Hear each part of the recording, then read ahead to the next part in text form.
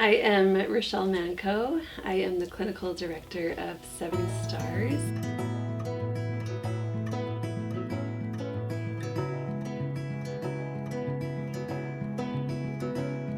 We work with students on the autism spectrum as well as other neurodiverse profiles. One of my favorite things is that we get to individualize our treatment to the students.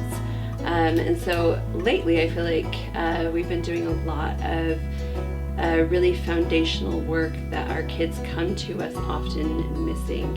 And so we spend a lot of time really getting to know the students that we work with and building a rapport, which is so important to work with teenagers in general, but really important for our population too. And so once that foundation is laid, that opens the door for us to move into some of the DBT and CBT approaches. We have sought out some really amazing curriculum for both CBT and DBT that take neurodiverseness into consideration in those approaches.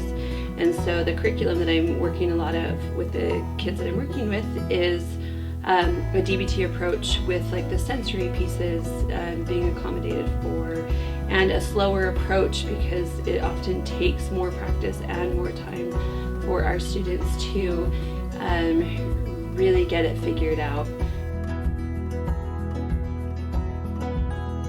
We also do group therapy here as well. We try and keep it, I would say, fun and serious because, you know, teenagers in general just have a hard time staying focused for a long period of time, and so we kind of mix it up with some activities as well as diving in and doing some of that important work in a group setting as well. A lot of what that looks like is processing different peer dynamics that are going on. Our kids get opportunities every hour to have peer interactions, and they need a lot of that coaching, guidance, and feedback. And so in some of our groups we offer the ability to get that feedback and process these peer relationships and interactions in a very safe environment. And the beauty of the students that we work with is they really desire those social interactions and friendships, but have often had a very difficult time in a social setting. It's a very forgiving bunch because they often do struggle with similar things, and so they're amazing in the sense that they give a lot of chances and they really want the same goal as well. Another component of our program is a strong experiential piece, and that is where we're taking all of the work that we're doing during the week in therapy, in groups, and our mentors coaching our students every day, and we are going out in the community and applying those skills in a really traditional setting. So we're doing equine, we're doing community involvement in going to the museums or learning how to ride the public transit systems.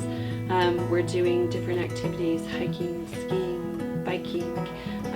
We work with the National Ability Center in Park City that allows our students' needs to be met in a way that allows them to be successful and accommodated. So many of our students that come to us have so much anxiety and fear and haven't been able to kind of live life like we would hope that they and everybody can. And so sometimes that looks like if we're rock climbing, we're just getting the harness on that day. And the next time we go rock climbing, maybe we have them get connected to the wall, that way they don't actually do any climbing. And so we allow them to move along that process with us. It's super exciting to see them reach their goals and do things that they never thought possible, and excel in these ways. It gives them so much confidence and empowerment, and that trickles down into lots of different areas for their life. We work really hard on supporting the family system for these families that we work with and their child that is here. What we do with that is really get a lot of history from family.